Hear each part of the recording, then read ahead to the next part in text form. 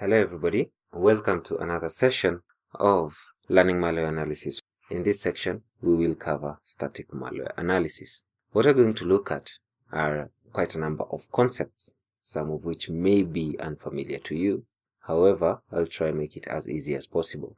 The first thing we'll look at is why we need static analysis and where it's useful.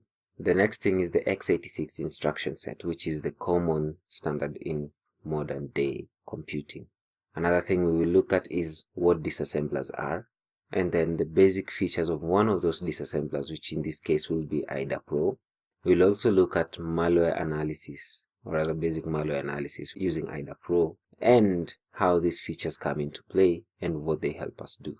In this video, we will cover why we need static malware analysis and how, or rather what strategies we will use to perform this. So why is static analysis? This is a very key process. As we saw in dynamic analysis, we can monitor a process in memory and understand in deeper knowledge what it does.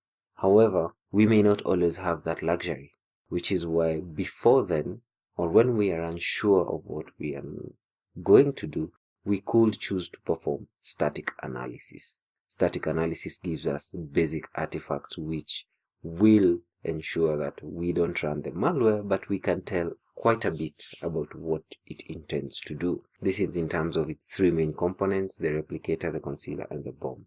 So how do we do it? There are quite a few resources. One of them is online static analysis services. There are quite a number.